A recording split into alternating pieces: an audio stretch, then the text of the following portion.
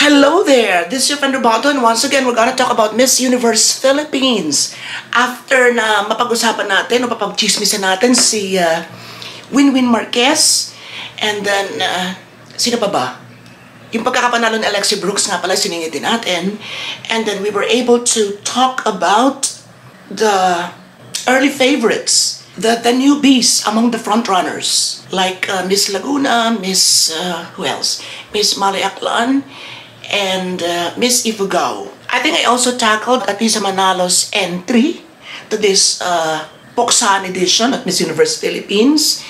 But pag-uusapan ulit natin siya ngayon together with Miss Chelsea Fernandez. Pag sinabing Chelsea, sumisingit agad sa isip ko si Chelsea Manalo.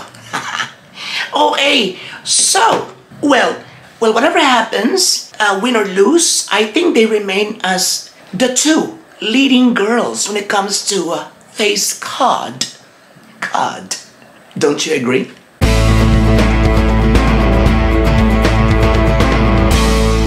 Alright, so, unahin natin si Atisa Manalo.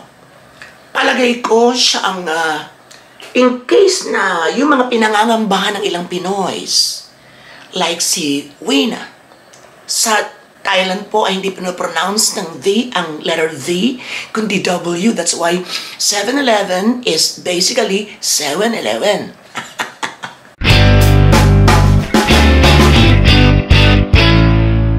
I stayed there.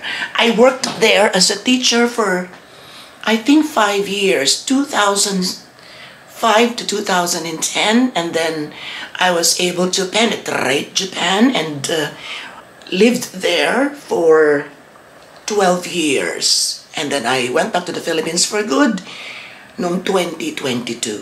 Pero pumupunta pa rin po tayo sa Japan, and I was there last November. Babalik po tayo doon sa after elections, hoping.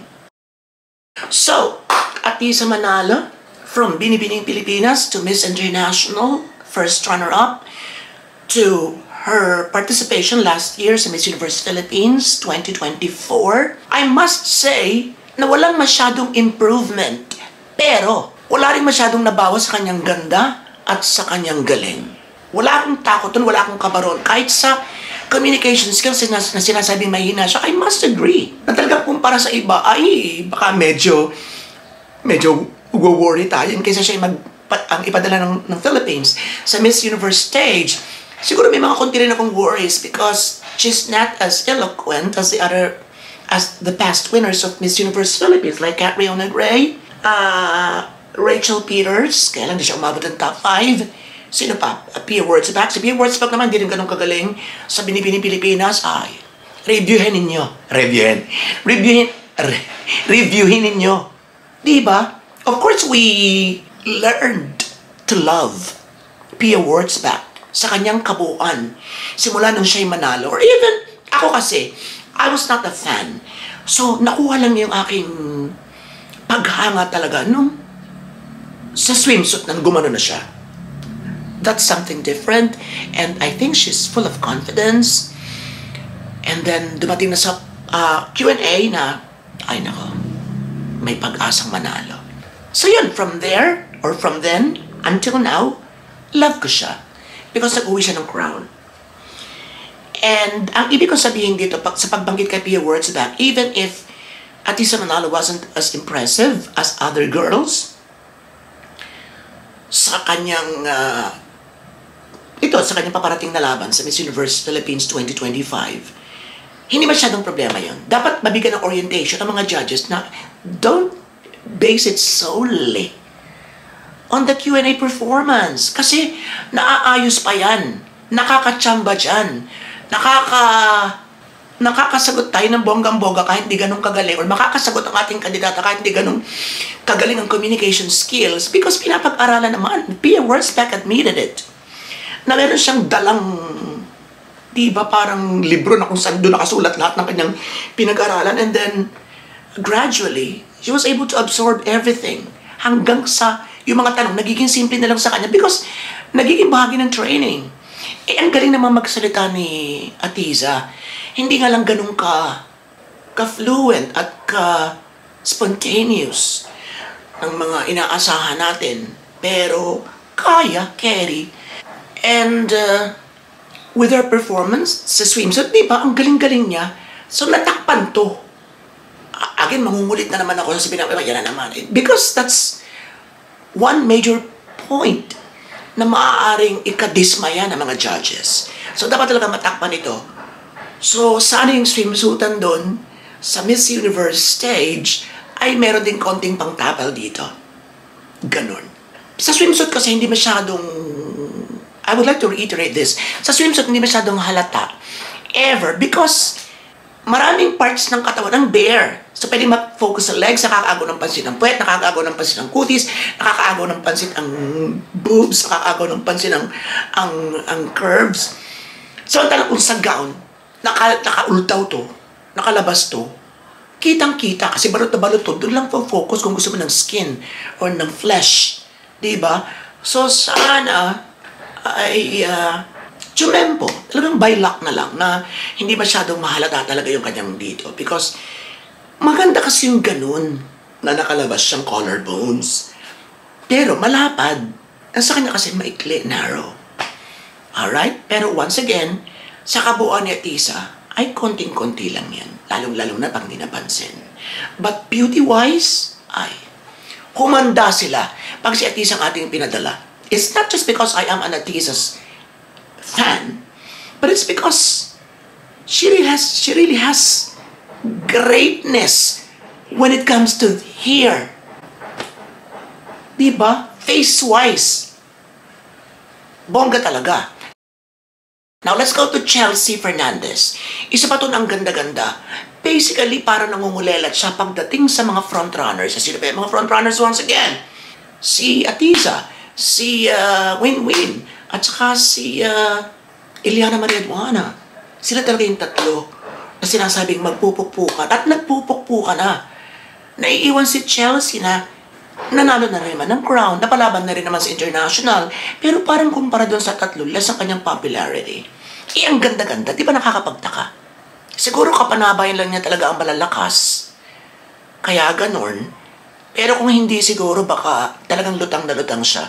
Here naman, kahit si Atisa, hindi talaga makalutang ng bonggang-bongga. Aminin na kahit si Win-Win at saka si Eliana ay hindi talaga yung overpowering ang datingan because ang dami nga magaganda, ang dami magagaling. So, ang dami sa baguhan ng may potensyal ay basically pa na ang Miss Universe Philippines may history ng mga, yun na nga, upset victory from Miss Universe Philippines 2020.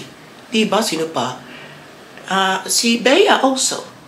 Sino pang sumunod sa kanya? Si Celeste, although Miss Earth Philippines at may placement pa rin sa international version, ay mas malaking bituin si Michelle T. Dahil artista. Beauty queen ang ina. And then, sumali na rin sa Miss World. Diba? Sino pa? Miss Universe Philippines 2024, Chelsea. Alright, so, masanay na tayo. At wag na tayo magugulat kapag isa na namang neophyte. Yung although may mga pageant history na, marami na rin mga nilabanan, ay pagdating sa national stage ay medyo dehado. Ano bang dehado? Medyo talo. Talo ba? Medyo talo siya nung ibang mga namumuna na. Meron kasi meron pare-parehong queens pero nadadagdagan yung iba ng kanilang popularity. Ang dami-dami kayang fans ni Atisa. Ang dami-daming fans ni Win-Win. Ang dami-daming fans ni Eliana Maria Duana. Diba? So, beware pa rin tayo sa mga baguhan. Na-mention ko na nga si Miss Laguna, na-mention ko na si Miss Malay Aklan, na-mention ko na si Miss Ifugao, andyan pa si Baguio, andyan pa si Iligan. Iligan nga ba? And more. Marami pa. And next time, after this, pag-usapan natin ibang mga yun. Si Miss Baguio, si Miss Oriental Mindoro, because I'm from Oriental Mindoro. I'm here in Calapan City, the capital of the province. Yun. Nasabi ko na ito na gusto ko siyang mabigyan ng insight. At gagawin natin yan sa susunod. Bago tayo dumako sa preliminary competition. Now, let's go back to Chelsea. She's got a beautiful face. Siya yung talagang pwedeng mag-transform into gandang Latina. Diba? At kahit kulapulan mo ng pulang-pulang pagkakapal-kapal na lipstick siya, papagay pa rin. So, nai-imagine ko na agad sa kanya kung siya yung ilalaban natin doon, tapos may mga super colorful ang ibibigay sa kanya mga damit, and then pati ang kanyang lipstick ay pulang-pula or pink na pink, or tapos kahit pa 1940s o 1960s ang ilagay mo sa kanyang hair, feel ko lulutang. Yun. So, kailangan talaga niyang maitaob ang iba pang mga kalaban. I hate to say this na kailangan niyang itaob si Atiza because ayoko naman maitaob si Atiza dahil gusto ko siyang lumaban sa Miss Universe. Pero kung talagang yun na magiging kapalaran, I'll go for her. I'll go for Chelsea Fernandez. And look at the swimsuit competition. She wasn't able to make it to the top 8. Naidagdag lang sila. Parang Consuelo ang peg. Pero para sa akin, siya yung isa sa may pinakamagandang performance ng gabing yun. Oo. Kasi talagang on point.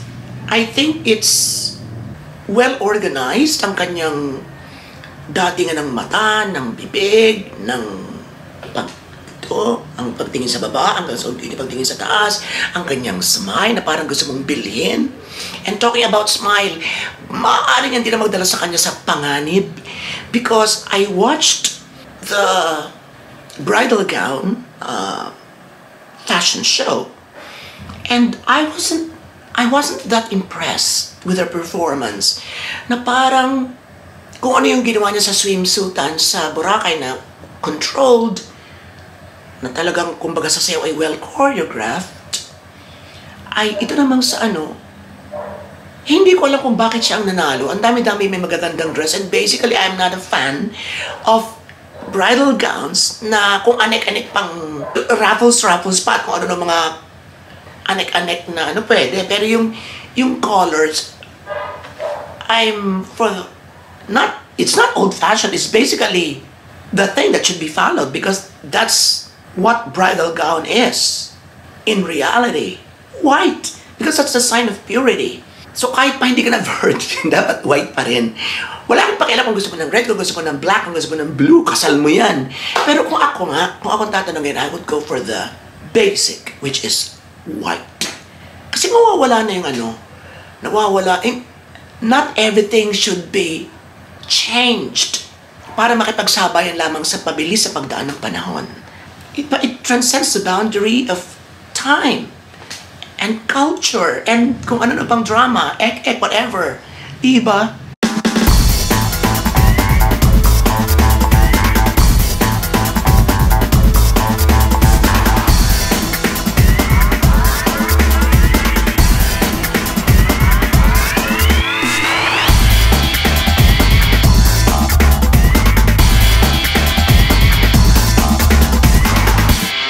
So pagdating sa kanyang gown, I wasn't impressed with the style, sa color, at sa kanyang performance.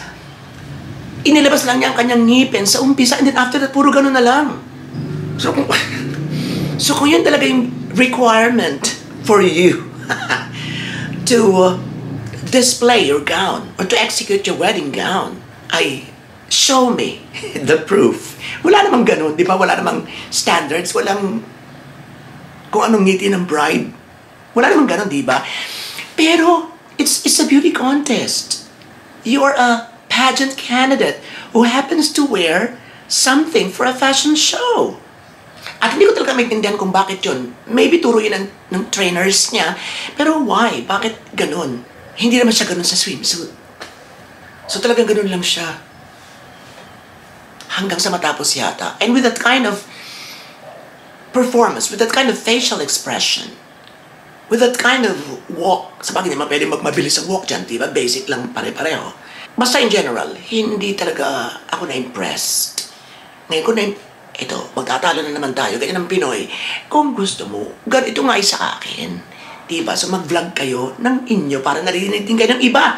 Ngayon, ay di pakinggan nyo. Kung ayaw nyo naman makinig, abay di go. Diba? So once again, this is from the bottom of my heart. Hindi ko siya gusto. Hindi masyado maganda yung performance. It's not ako na-dismaya sa kanyang award, but sa kanyang performance. Kung yun talaga yung award-winning, so yun talaga yung award-worthy na performance for a bridal gown sa isang fashion show, so be it. Eh di yun. Now, balik tayo sa positive side. ni Chelsea. I think siya yung magiging pinakamalaking, how do you say this? Pinakamalaking kandidata na hindi papalarin, or siya rin yung magiging surprise na winner sa gabing yan. Ito ay pre-preliminary. Sa nakikita ko lang, sa pangkalahatan, ay hindi talaga siya ganon. So kahit pa sa tatlong activities ay napasama siya, diba?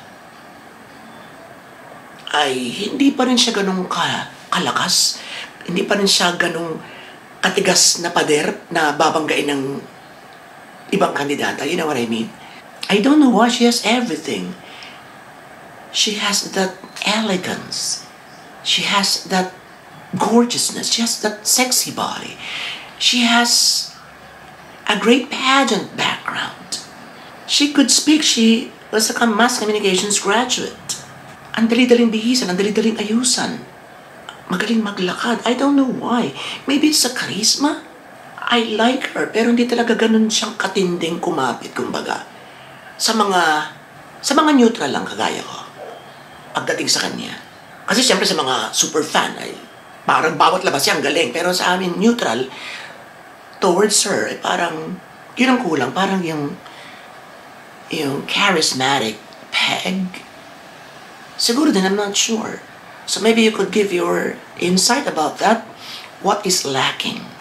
Ano ang medyo kulang kay Chelsea Fernandez? Ang galing-galing naman niya. Ang ganda-ganda niya. So, please write them down sa ating comment section at babasahin po natin lahat. Yun. So, good luck, Tisa, and good luck, Chelsea. Sana ay galingan pa nila pa more sa preliminary competition. At sa mga fans, good luck po sa ating mga choices, good luck sa ating mga bets, and so yun. Maraming salamat sa inyong panonood. Wala po tayong script kung ano na lang lumabas sa ating bibig. Base sa ating mga nakikita o mga nababasa. Kaya sana nag-enjoy kayo kahit mga 10% out of 100. So this is Fernando Bato, and see you again.